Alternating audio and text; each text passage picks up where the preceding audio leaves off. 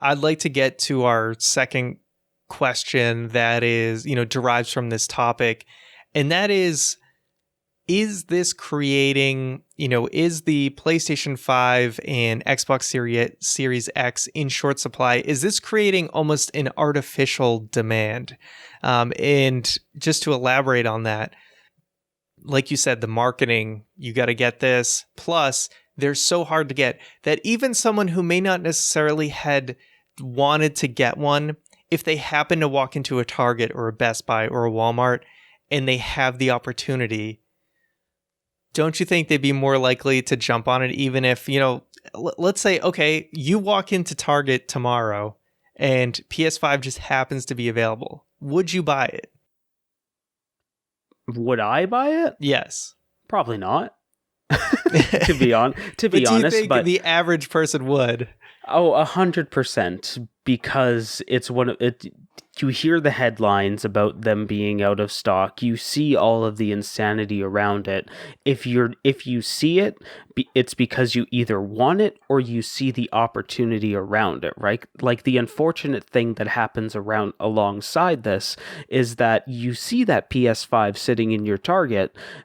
Well, now I can flip that on Marketplace. I can make a couple $100, and then you run into that situation of you're buying something not because you want it, because you see an opportunity, and you're taking that opportunity away from somebody else. Mm-hmm. Yeah, no, I mean, it's true, and that's the thing is, I fully admit, if I walked into a Target right now and I saw a PlayStation 5, I think I would absolutely have to buy it. And would I keep it? I'm not even sure. Like, Let me ask you, because even if I was like, what life do you live where you can just walk into a Target and be like, see you $600? Because that's why I wouldn't buy it tomorrow.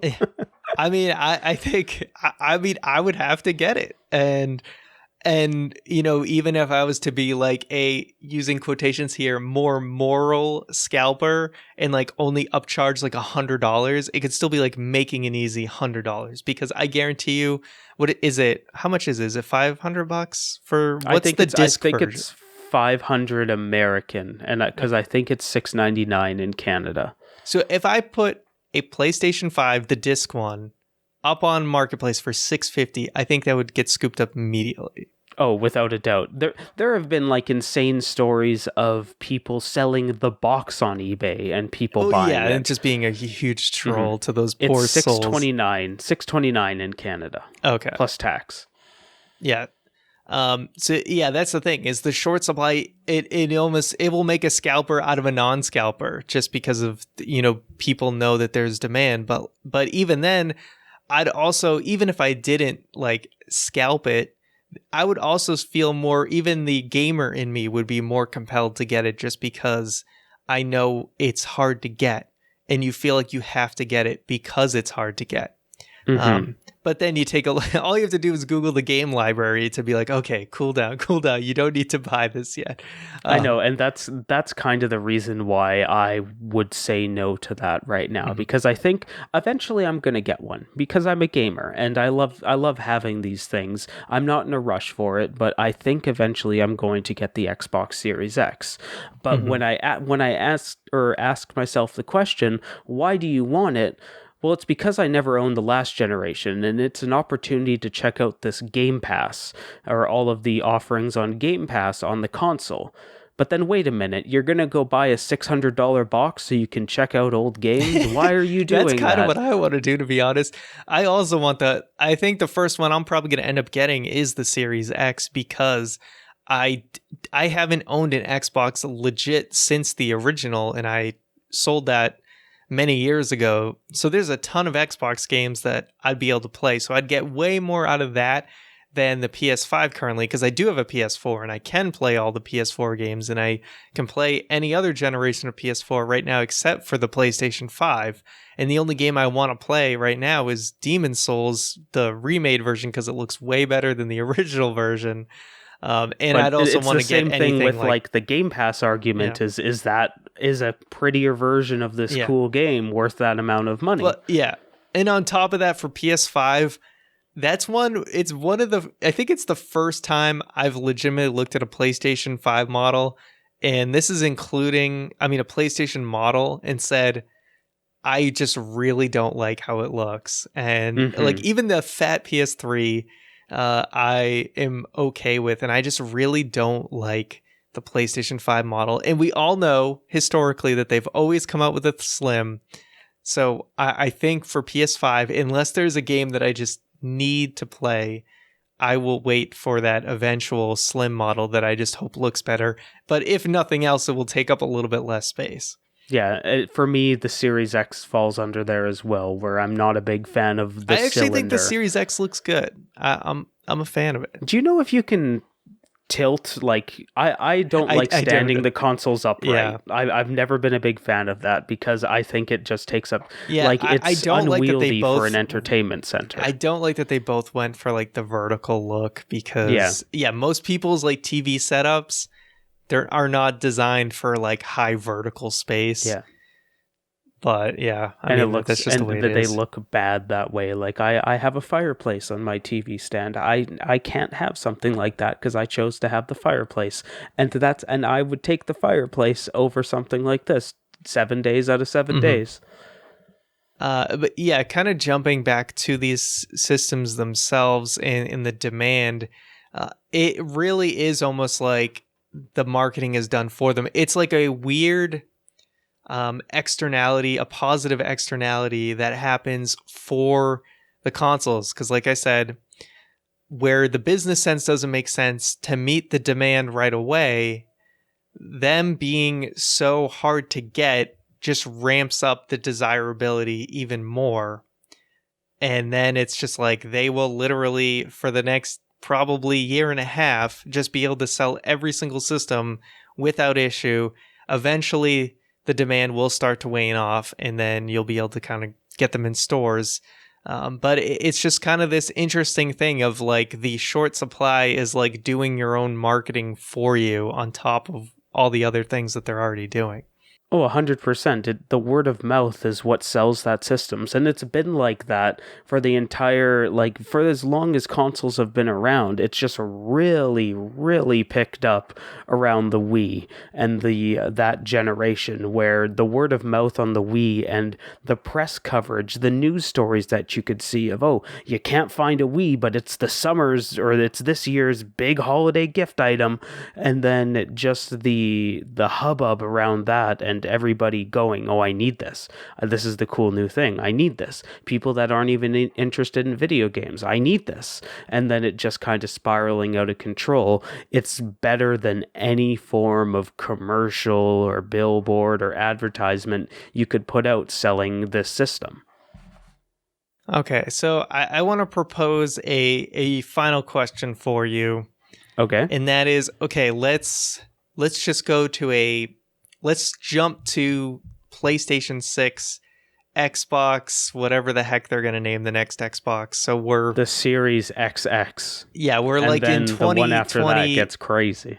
Yeah, this is like 2028 or something like that, 2029. Who knows? You think when it's the that next... long, hey? That's maybe. Wow. All right. Maybe. Sure. How many years was it between PS4 and isn't it PS5? Usually around like 5 or 6? Let me look. Was it like 2013 that the PS4 came out? I'm trying to remember. It was November 2013 in North America. So that was 2013 to 2020? Did it come out in 2020? Kind of. Yeah, like, yes, it was. But remember, you had the Pro, right? So if that didn't exist, then it just expanded the name of it a little longer. No, I mean, when did PS5 come out? It was 2020, right? November? Yeah, 2020. But I'm saying this one was a little longer because of the Pro. Oh. Still, in my opinion. So it's about 7 years. I feel like that's about right. Mm-hmm. Anyway, so if it comes out in 2020, so 2027. Okay, whatever. Anyway, we digress. Maybe I just don't want to think about 2027 as in shooting distance at this point. So it's PS6. It is Xbox Series XXX, whatever. Maybe YouTube just flagged me for saying that. But anyway, how do you do you think there is a solution to this? Do you think Microsoft and Sony and Nintendo want a solution to this? And I think that's the question. Yeah, my question to you is, would you change anything about how, from a business side, is there any solution to this console demand issue? From a consumer side, I would hope that they would learn from their mistakes, that they would, even if they can't plan ahead, like kind of stagger it a bit. Don't set the expectation of just like, get your pre-orders in and we're off to the races. Like maybe do some waves, like start creating these waves long before the thing's actually going to come out, and let the people that really want it get ahead of the people that are casually trying to get it. I would hope that they would find a solution, even if that's not it, to stop this insanity that's happening. From a business standpoint, I would be curious to know if they actually want to, because this is such good marketing, because you have to remember, like, this is one of the cold realities of business right here. Do they actually care if their system is being scalped online for double the cost? They still sold that PS5. They probably don't care at all. And that's just cold business right there. So do they actually want to do that? There's a point where being consumer friendly just is a marketing line when it's convenient. And I don't know if console launches are on the right side of that. Yeah, one thing we can say is having it not be on the shelf in the early parts of the generation is absolutely a marketing benefit, because think about the Wii U, right? When the Wii U came out, maybe the first 2-3 weeks, it was hard to find, but after a month or so, if I remember correctly, it was just sitting in stores. And that was like... The fact that it was sitting in stores, it's the same thing with the Switch up until recently. It was kind of like a red flag to people. For the people that actually knew it was a new system and not just like a tablet for the Wii. But, to gamers, I think that was a little bit of a red flag that, wait, this console just came out and I can literally walk in and get it? Like, whoa, something might be a little off here. And sure enough, I think we were right. Well, with apologies to Player Juan. Is the Wii U truly worth playing in 2021, Ryan? We'll have to go check out youtube.com/playerjuan to find out. Couldn't have said it better myself.